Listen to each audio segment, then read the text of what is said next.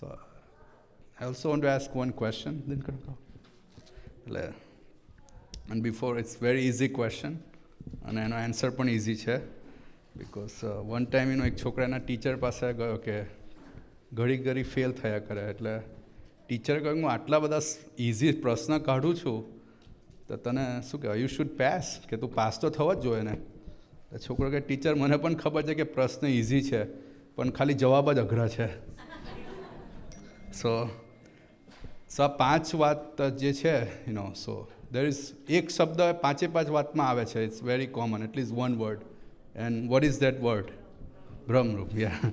સો અને આ જે 5 વાત છે એમાં એન્ડ કાકાજીની ફર્સ્ટ 4 ટોક્સ કે બ્રહ્મરૂપ થવાની ટેકનિક બતાવે છે. કે ફર્સ્ટ વાત, પહેલા પ્રકરણની 154મી વાત છે એમાં કે સ્વામિનારાયણ મંત્રથી જીવ બ્રહ્મરૂપ થઈ જાય. બીજી વાત છે એ વડતાલનું 11મું વચનામૃત, એટલે આપણે જે પાછળ જે ઓર્ડર છે ને, ત્રીજા પ્રકરણની 12મી વાત, કે સત્પુરુષ સાથે પ્રીતિ મન કર્મ વચને સંગ કરીએ તો આપણો જીવ બ્રહ્મરૂપ થઈ જાય. પછી જે ત્રીજી વાત છે ત્રીજા પ્રકરણની 33મી વાત, કે નિષ્કપટપણે રહીએ તો પણ આપણો જીવ બ્રહ્મરૂપ થઈ જાય. અને ચોથી વાત છે ચોથા પ્રકરણની 140મી વાત, કે ગુણ ગાવાથી જીવ બ્રહ્મરૂપ થઈ જાય. એટલે 4 ટોક્સ અને 4 ચાવી બ્રહ્મરૂપ થવાની.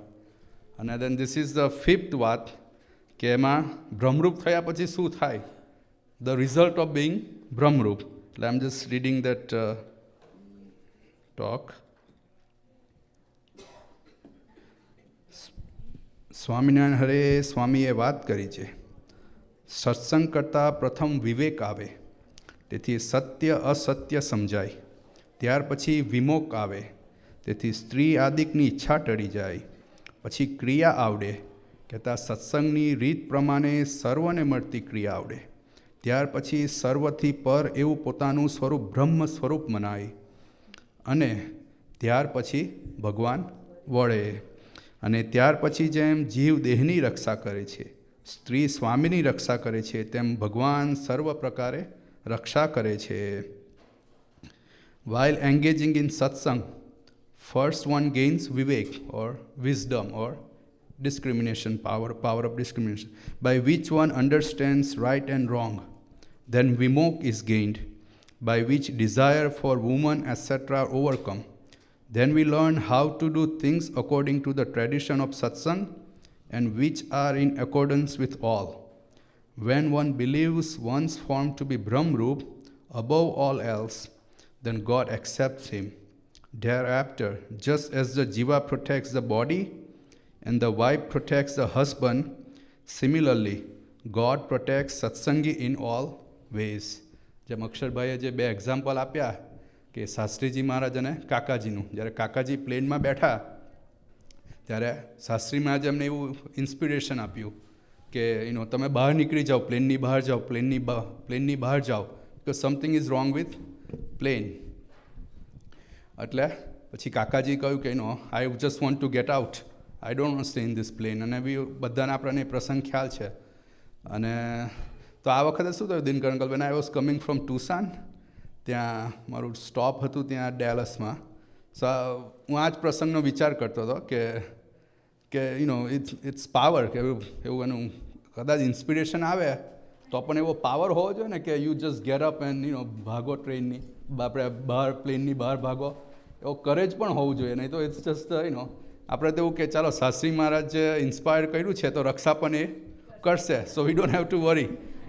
અને I was just thinking that, અને પછી તરત મનમાં એવો વિચાર આવ્યો, this is real fact, nothing, કે આ ભગવાન કાકાજી તો એટલા બધા દયાળુ છે કે આમે રક્ષા તો કરશે જ.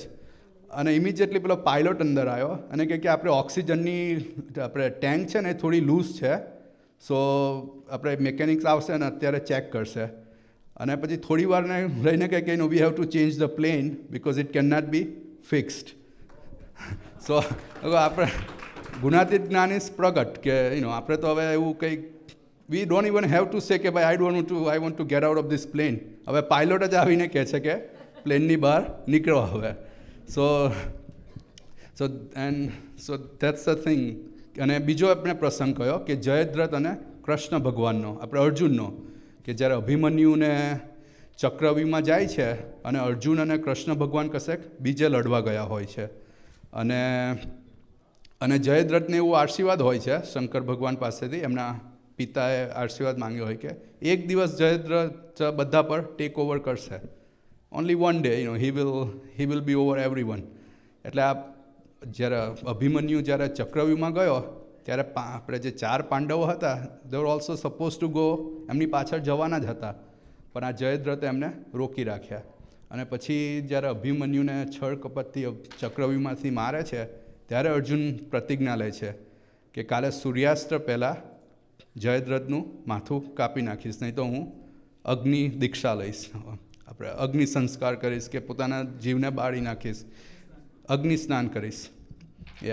એટલે પછી જે આખી જે અક્ષરભાઈએ સ્ટોરી કહી કે જયદ્રથને ટાઈમ એકદમ ઓછો હોય છે, સૂર્યાસ્ત થવાનો હોય છે, પણ કૃષ્ણ ભગવાન એમની રક્ષા કરે છે. કે બધા કૃષ્ણ ભગવાન વાદળાને કહે છે, ક્લાઉડ્સને કહે, cover the sun, this is સૂર્યાસ્ત, આઈ એમ ટેલિંગ યુ મત ભયાતી વાતોયમ, કે અત્યારે સૂર્યાસ્ત થઈ જાઓ.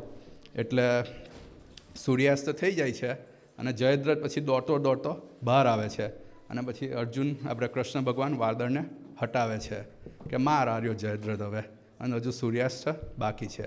એટલે ધીસ ઇઝ ધ ટોક, કે જે છેલ્લું સેન્ટેન્સ છે કે ભગવાન આપણી રક્ષા કરે છે. So today is the last session for this year, then we will pause for 1 year, કે આ વર્ષનું આ અહીંયા વિસ્કોન્સિનમાં છેલ્લું સેશન, પછી આવતા વર્ષે. તો અત્યારે ગુરુજીએ એક બહુ સરસ એક્ઝામ્પલ આપ્યો હતો કે આપણે બધા પેરિસ ગયા હતા ને, બધા ભાઈઓ અને બહેનો ત્યાં દિલ્હીથી, એટલે ત્યાં એક બેનને બહુ ઇંગ્લિશ ઓછું આવડે, એટલે ત્યાં હોટલમાં સ્ટે કર્યો હતો ને, એટલે ગુરુજીને ઈચ્છા થઈ કે ચાલો આપણે જે ઇન્ડિયન સ્ટાઇલની ચા પીએ. એટલે બેને કહ્યું કે હા બનાવી આપું ઇન્ડિયન સ્ટાઇલની ચા, આઈ ડોન્ટ માઇન્ડ. તો કે એના માટે ગરમ પાણી જોઈએ. એટલે એમને બહુ ઇંગ્લિશ ના આવડે ને, એટલે ત્યાં એમને પેરિસમાં કહ્યું કે વોર્મ વોટર આપો, ગીવ મી વોર્મ વોટર. એટલે પેરિસમાં તો વોર્મ વોટર કે એટલે પેલું ફ્રીઝનું નહીં, પણ પેલું જે રેગ્યુલર હોય તે આપી દે કે લો. એટલે પેલા બેનને થયું હવે એમને બોઇલિંગ વોટર બોલતા ના આવડે, સી ડીડ નોટ નો કે આવું ઉકળતું પાણી હોય ને બોઇલિંગ વોટર. એટલે પછી કે ગીવ મી બુર વોટર, બુર વોટર. એટલે today is the last session. તો અમારે બી હવે નિષ્ઠા કે અમારે જે ભ્રમરૂપ થવાની જે ચેતના છે એ ચાલુ ને ચાલુ રહે, બરબર ના થાય. So we ask Dinkar uncle to bless us, કે again we don't go up and down, and we remain constantly on the track and go higher and higher instead of going down. Sahajanand Swami Maharaj.